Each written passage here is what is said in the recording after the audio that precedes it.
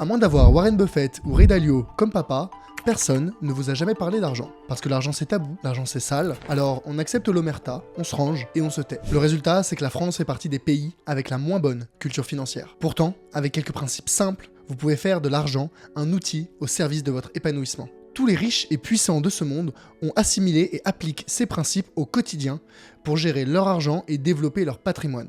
Donc dans cette vidéo, je vais vous partager les 8 principes fondamentaux sur l'argent à connaître afin de construire et de mener une vie riche. Principe numéro 1, si tu ne fais pas travailler ton argent pour toi, tu travailleras toute ta vie. Quand la totalité de vos revenus dépendent de votre travail, vous n'en êtes plus le maître, vous en êtes l'esclave. Le seul moyen de s'émanciper de son travail et de devenir libre est de créer des revenus passifs. Ces revenus passifs ne vous demandent pas de prendre la voiture ou les transports en commun pour être au bureau à 9 h et de passer 8 heures par jour devant un ordinateur. Les revenus passifs sont les revenus que vous générez en dormant. Alors attention, aucun revenu n'est réellement 100% passif. La véritable essence des revenus passifs, c'est de décorréler vos revenus générés du temps passé à travailler. Et il existe 4 leviers afin de décorréler vos revenus du temps passé à travailler. Le premier levier, c'est le levier du capital humain. Vous recrutez des personnes qui travaillent pour vous. Le second levier, c'est le levier de l'audience.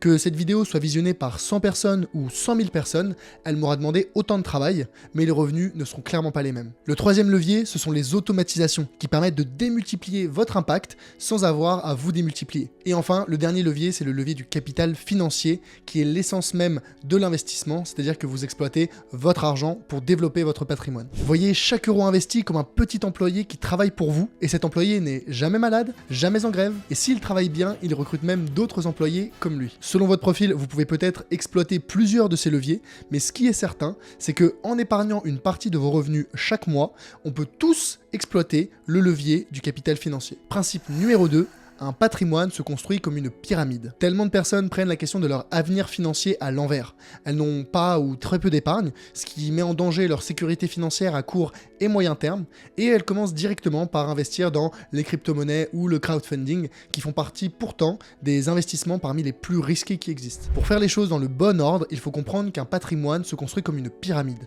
On commence par un socle solide sur lequel on va pouvoir progressivement construire. Le bas de la pyramide, ce sont les fondations.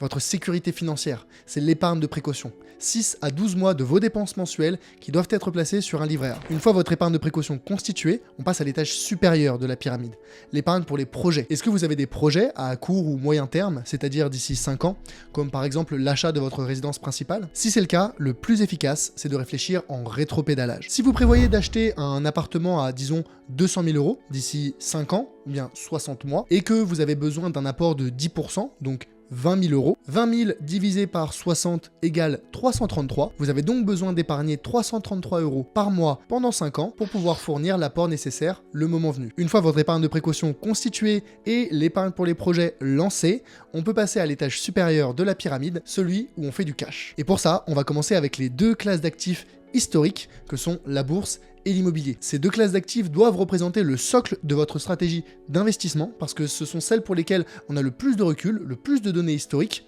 et celles qui présentent le couple rendement-risque le plus intéressant. Seulement une fois que vous avez déjà bien investi en actions et en immobilier, vous pouvez commencer à diversifier votre patrimoine avec des classes d'actifs comme les crypto-monnaies, le private equity ou le crowdfunding. Ce principe est fondamental, mais il n'est rien à côté du principe suivant qui est celui qui m'a le plus motivé à investir et à prendre en main mes finances. Principe numéro 3, les revenus passifs rendent libres, mais les revenus actifs rendent riches. Quand j'ai commencé à me former sur l'investissement, j'ai vite été séduit par le principe des revenus passifs. Mais ce qu'aucun vendeur de rêves sur internet ne vous dira, c'est que les revenus passifs ne vous rendront pas riches. Les revenus passifs permettent généralement de créer un complément de revenus, voire même de remplacer votre salaire si vous exploitez les bons leviers, mais ils ne vous rendront pas riches. Du moins, pas tout de suite. En investissement, à moins de prendre des risques inconsidérés, les rendements que vous allez chercher sont autour de 5% jusqu'à maximum 10% par an. C'est très bien, mais si c'est pour investir 100 ou 200 € par mois, vous allez mettre des décennies avant de développer un patrimoine honorable. Si comme moi, vous ne voulez pas devenir riche à 80 ans,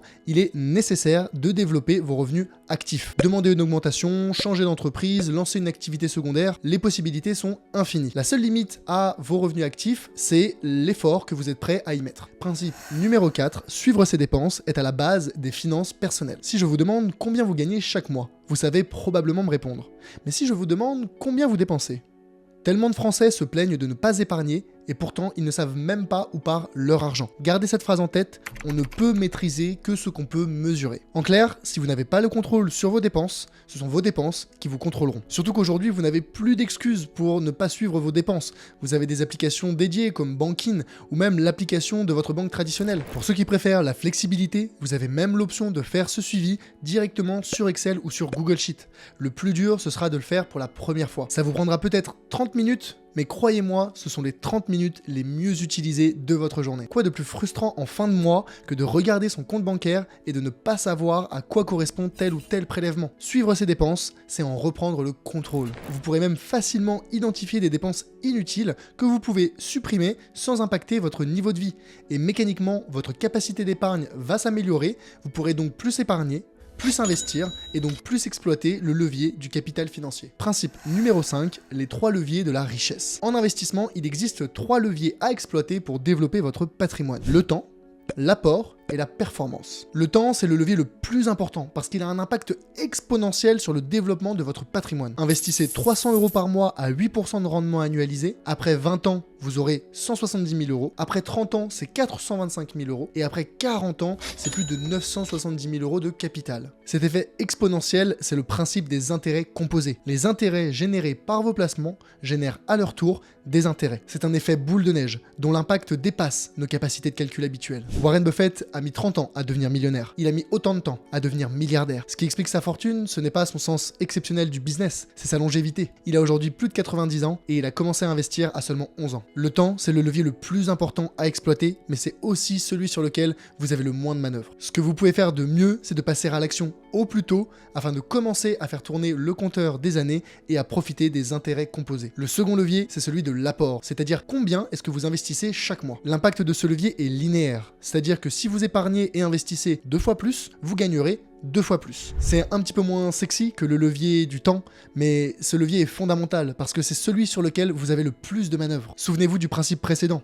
Maîtrisez vos dépenses et votre capacité d'épargne s'améliorera. Enfin, le dernier levier à exploiter, c'est celui de la performance, c'est-à-dire à quel taux de rendement vous allez faire travailler l'argent que vous investissez. C'est un levier puissant, mais à double tranchant. En investissement, s'il y a bien un couple qui ne divorce jamais, c'est le couple rendement-risque. Plus vous allez chercher du rendement, plus vous devrez prendre du risque. Et en investissement, le risque, on cherche toujours à le maîtriser, pas à l'augmenter. Alors faites très attention quand vous exploitez ce levier. Principe numéro 6, si investir est risqué, ne pas investir l'est encore plus. On a tous peur de perdre l'argent qu'on a durement gagné. On dépense du temps et de l'énergie chaque mois pour gagner de l'argent. On n'a pas envie de le perdre en l'investissant. Ce raisonnement, il est parfaitement raisonnable, mais il n'est pas du tout rationnel. Parce qu'en investissant, vous pouvez gagner ou vous pouvez perdre, mais en n'investissant pas, vous avez la garantie de perdre face à l'inflation. L'inflation, c'est la hausse généralisée et durable des prix. Elle vous affecte au quotidien, que vous le vouliez ou non. Est-ce que l'électricité et l'énergie n'est pas plus chère que l'année dernière? Est-ce que l'alimentation n'est pas plus chère? Est-ce que les loisirs ne sont pas plus chers? C'est ça, l'inflation. En clair, votre salaire vous permet d'acheter moins de biens et de services aujourd'hui qu'hier. Et malheureusement, placer votre argent sur un livret A ne vous sauvera pas. Le rendement du livret A et l'inflation varient, mais historiquement, le rendement net d'inflation du livret A est de moins 3% par an. Moins 3% par an, ça signifie que c'est près de 50% de votre pouvoir d'achat qui a disparu à cause de l'inflation en seulement 20 ans. Alors si investir présente un risque qui peut se maîtriser avec la bonne méthode, ne pas investir, c'est voir son pouvoir d'achat fondre avec une probabilité de 100%. Principe numéro 7. Combien tu gardes importe bien plus que combien tu gagnes. J'ai des amis qui gagnent 2000 € par mois et qui épargnent 500 € par mois, je les considère riches. Et j'ai d'autres amis qui gagnent 5000 € par mois mais sont toujours à découvert, je les considère pauvres. C'est en faisant cette observation que j'ai compris que la richesse ne vient pas tant de la taille de votre salaire, mais de votre capacité à en épargner une partie chaque mois. Ceux qui se retrouvent à zéro à la fin du mois ne développent pas leur patrimoine. Ils font du surplace, un peu comme sur un tapis de course. Ils n'ont aucune sécurité financière. Ils sont esclaves de leur travail qui leur permettent de se nourrir et de se loger. L'étude de la Banque de France le montre, moins de 25% des Français arrivent à épargner chaque mois. Le résultat, c'est que près de 40% des Français ont connu au cours des 12 derniers mois des difficultés à joindre les deux bouts. C'est votre capacité à vivre en dessous de vos moyens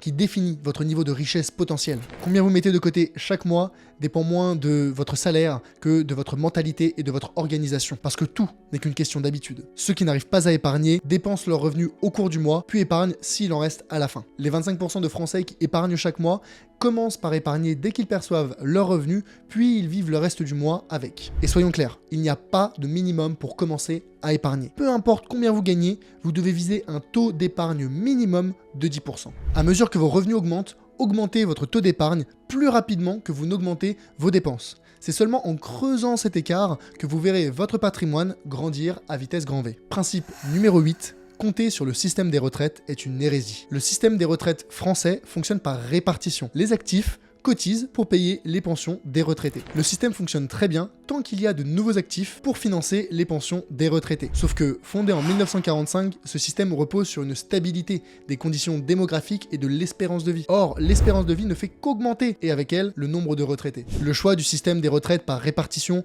au lendemain de la Seconde Guerre mondiale, c'était un choix de facilité pour les politiques de l'époque. C'est seulement aujourd'hui qu'on commence à en payer le prix. Les années 2020 à 2070 vont connaître une explosion de la population âgée pour une stagnation de la population jeune. Plus de retraités pour moins de cotisants, ça signifie que le déficit des caisses des retraites ne va faire qu'augmenter. Le dernier rapport du Conseil d'orientation des retraites estime que ce déficit va se creuser de 5 à 8 milliards d'euros par an à partir de 2024 jusqu'en 2030. D'autres études sont plus optimistes, mais la seule certitude qu'on a, c'est que personne n'est sûr de rien. L'âge légal de départ à la retraite ne fait qu'augmenter, le montant des pensions peine à suivre l'inflation, et là-dedans, on se retrouve avec seulement deux options. Ne rien faire et espérer que le système des retraites en place au moment où on partira à la retraite nous sera bénéfique, ou bien ne pas compter sur le système des retraites et la préparer nous-mêmes en épargnant et en investissant. Cette seconde option, elle n'a rien de révolutionnaire. C'est celle qui est déjà en place dans des pays comme le Canada, l'Australie, les États-Unis ou la Corée du Sud. Prendre en main son avenir financier, c'est la façon la plus sûre de pouvoir partir à la retraite à l'âge qu'on veut, avec le capital qu'on veut. S'émanciper du système des retraites, c'est devenir acteur de sa vie. C'est prendre des décisions en concordance avec ses objectifs. Vous chercherez à gagner plus, à épargner plus et à investir plus. Et cette mentalité ne peut que vous être bénéfique sur le long terme. En assimilant ces 8 principes et en agissant en concordance avec ces derniers, vous deviendrez un meilleur gestionnaire de votre argent que 99% de la population. Et je le redis, l'argent n'a rien de mal. C'est simplement un rouage de notre société. S'intéresser à l'argent permet de mieux comprendre ce fil rouge omniprésent dans nos vies, mais qui n'est qu'un moyen. L'argent n'est pas une finalité, mais seulement un outil que vous échangez contre des produits, des services ou du temps. Car ce n'est pas l'argent qui vous rendra riche, c'est votre liberté à faire ce que vous voulez, avec qui vous voulez, quand vous le voulez. Donc construisez votre vie dans l'optique d'optimiser le bonheur et la liberté que vous en tirez, pas dans celle d'accumuler le plus d'argent possible. C'était Charles Elias Farah, conseiller en investissement financier et fondateur du Grand Bain. Si le lien entre l'argent et la liberté vous intéresse, je vous recommande chaudement cette interview que j'ai enregistrée avec le CEO de Finari, Mounir Lagoun.